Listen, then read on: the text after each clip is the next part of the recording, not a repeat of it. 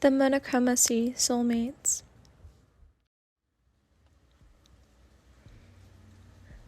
Gakushu Asano, Iɪrsᴛ. These two were very different people. And yet, for some reason, some terrible reason, fate decided to put them together as soulmates.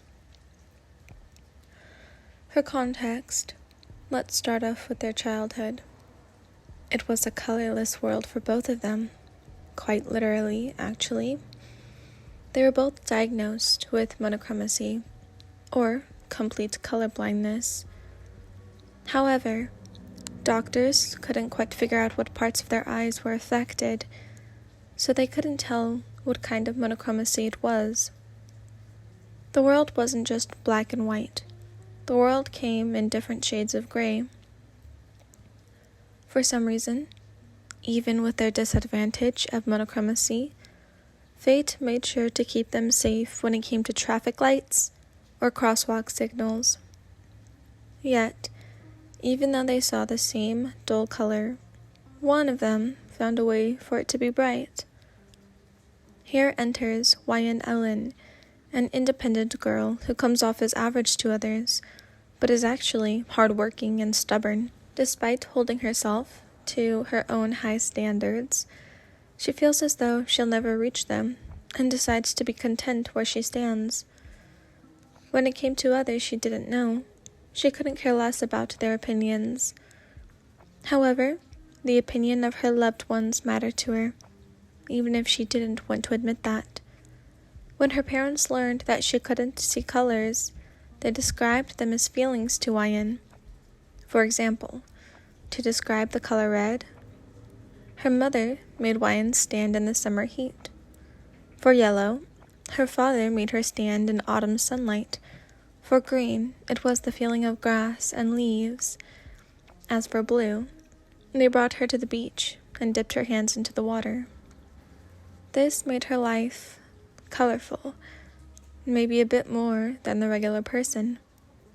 Unfortunately, when she was around the age of 10, both of them passed away in a tragic car accident.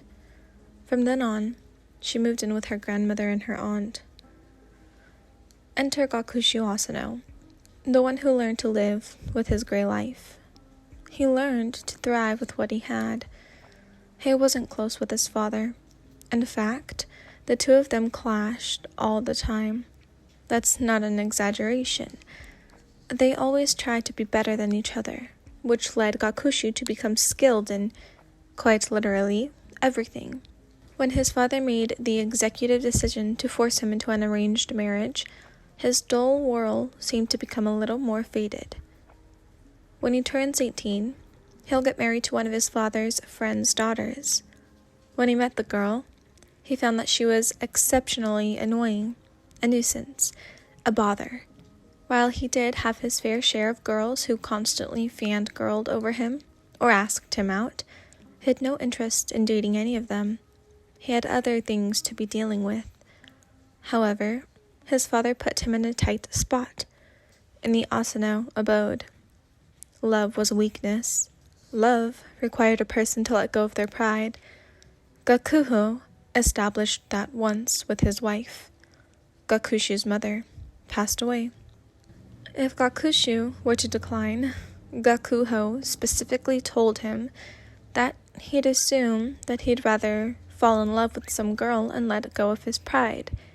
Now, Gakushu didn't want that one bit, so he decided he'll go through with the marriage. He wasn't going to lose. He wasn't going to let go of his pride. He wasn't going to let his father win. Now we come to their second year of junior high. We all know that Gakushu Asano ruled above everyone in Kunigaku Junior High. Even if he was just a second year at the time, he set himself at higher standards than anyone else. This made him the best, even with his gray world. Naturally, this pissed off Iɪrsᴛ. She rolled her eyes at any girl who would gush about him within 15 meters of her. She hated the bullshit idea of, just because he's the board chairman's son, he's better than everyone. She'd never seen him in person, only through pictures her friends would show her. Her grades were only a few points higher than average, which the school just rounded down to average. This kept her at a tight spot in Class B. She also had a slight attitude, especially during middle school. She had a tendency to talk back to teachers when their verdicts didn't make sense to her. People constantly warned her that she would get thrown into E class with that attitude, but she didn't really care. She had no idea how her aunt had somehow convinced her to go to that god-awful school, but lo and behold, she did. One day, Wyan was riding her bike to school. She was about to cross the street in an intersection, but angrily skidded to a stop when she saw that the sign had changed. Shit. She cursed and placed her foot off the pedal and onto the concrete sidewalk. She didn't notice, but Gakushu was right there beside her. Gakushu usually rode to school in a very expensive-looking car.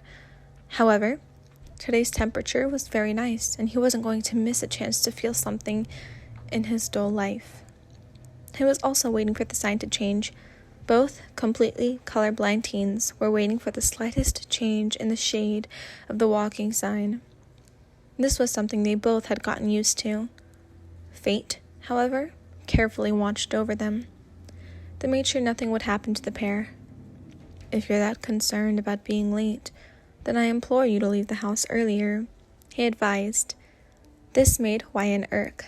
She did not give a single damn if she ended up being late.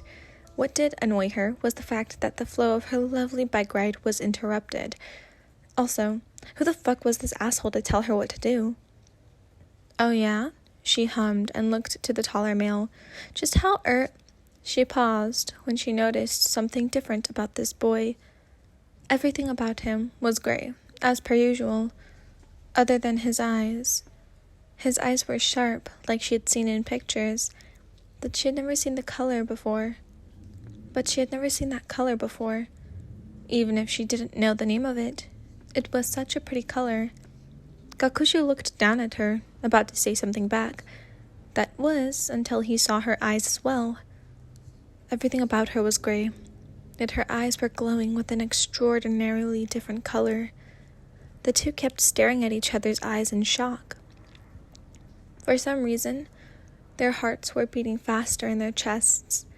It was like an outside force was making them feel that way. They were both speechless, but they didn't say anything to each other. Both of them decided not to mention it to either of them. Why? Oh, because they don't like each other. Gakushu knew about the girl with the habit of talking back. He was definitely uninterested in a person like her. On the other hand, we all know how Wyan feels about him. She hated him. They just don't like each other. They told no one about it and assumed their eyes were just playing tricks on them. Unfortunately for them, fate had other plans. They were very determined for the two of them to end up together. Several months later, Wyan ended up walking to school.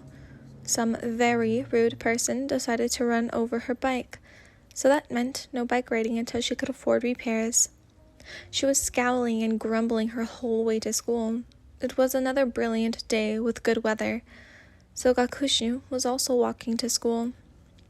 Wyan waited at the very same intersection for the sign to change. Because of the fact that she was colorblind, she had to pay very close attention to when the signs changed or not. Wyan did not feel like getting run over today. She heard someone walk up beside her, making her shuffle to the side again. Neither of them spoke a word. Once the sign changed, Wyan started walking. That was until Gakushu realized that an upcoming car didn't look like it was about to stop.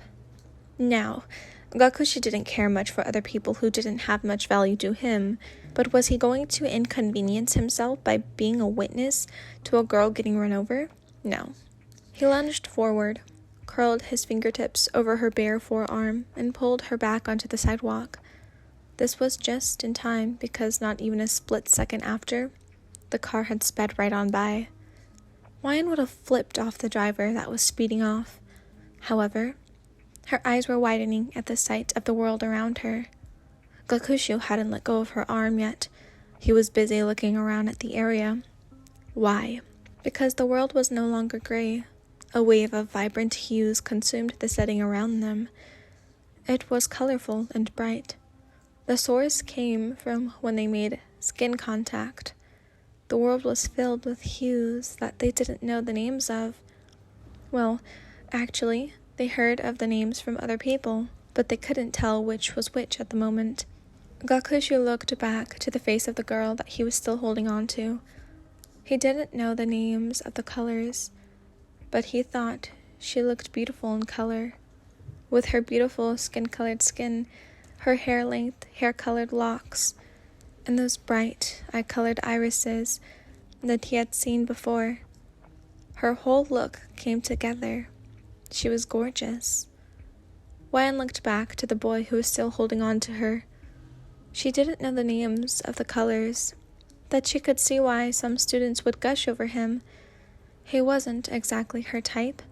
Nevertheless, he was still handsome. He had strawberry blonde hair, fair skin that was astoundingly clear, and of course, the violet eyes that she had seen before. She gasped and shook her hand out of his grasp. "What did you do to me?" she asked. Gakushu scowled. "I saved you from getting run over."